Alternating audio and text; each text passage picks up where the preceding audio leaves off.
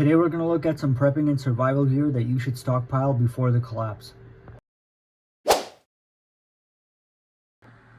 Gas masks. Depending on which one you get and the filter you're using, it can protect you from nuclear, biological, and chemical threats.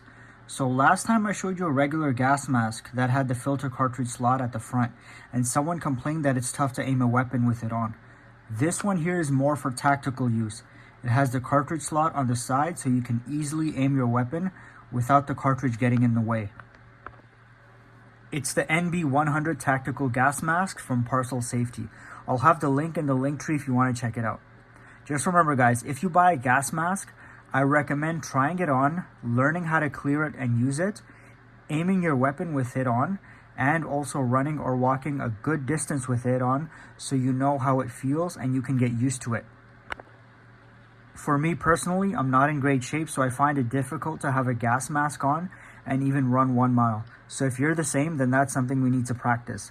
If we do have some sort of attack or evacuation situation, we may be required to run a long distance with our gas mask on, and that's why we should try and get used to it by training with it. You need to have a crowbar so that after the collapse, once you're going for supply runs, you can easily break locks and break doors to get into places and gather supplies. These are heavy, but they can take a beating. You could use this basically forever and you won't be able to break it. In self-defense scenarios, if you compare it to something like a baseball bat, a wooden bat will eventually crack and break and a steel bat will bend, but nothing will ever happen to a crowbar. Also consider a situation where you come across people who were taken or locked in the back of trucks or locked in warehouses. You can use the crowbar to break them out. Battery-powered lantern. So rechargeable lanterns are great, but if the power is out and you don't own a solar charger or some type of generator, you won't be able to recharge them. So I think everyone should own a battery-powered lantern. I actually like the ones from Bell & Howell. They're inexpensive, bright, and have lasted me for years. Binoculars will have many uses after the collapse. First off, if you're part of a security team for a camp, or if you're simply keeping watch around your own property, you can use the binoculars to look around and make sure you're able to see threats from far away, rather than when they're right at your front door. You'll be looking out for possible dangers like vehicles coming your way, or maybe a group of marauders, a pack of wolves, whatever it is. It's good to see things in advance so you can prepare. Another use could be when you're going hunting. You can use this to spot animals that are far away.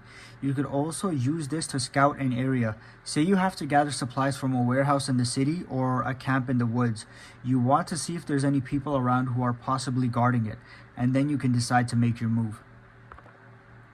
After the collapse, we're going to have lots of people using propane stoves, propane heaters, and starting fires. A lot of them will be people who never did stuff like that before, and it could create a fire hazard. You also have to worry about possible enemies trying to set your camp or home on fire on purpose during an attack, so having a fire extinguisher will be vital. Flashlights are great, but if it's an emergency and you're carrying supplies, maybe carrying an injured person at night, maybe you're holding a weapon, you need to be hands-free, so a headlamp is best for that. Try to get one that has an option for a red light as well, because say you're traveling through the woods at night and you have to look at your map or through your bag. The red light doesn't ruin your eyes' natural night vision, and it's not as easily visible from far away, which is important if you're possibly trying to escape from somewhere and you're being tracked. Then when you're not worried about those things, you can just switch back to your regular light mode, because it's better if you want a stronger light that can go a further distance and light up a bigger area. Hand warmers. These are cheap and can really save you in a cold environment. Make sure to stockpile lots of these and keep them in your survival kits and your bug out bags and vehicles. Lockpick set. These will be important to gain access to places and lock boxes to gather supplies. Just remember to practice a lot with these because it's not as easy as the movies make it. You might have to watch a few videos on lockpicking, and you will also benefit from buying a clear practice padlock and practicing with it. Then buying a regular lock from the hardware store and trying to open it. That way you'll get really good at it, and when you actually have to go out and do it in the real world, you'll be able to do it quickly. Alright guys, that's it for today's video. Thanks for watching.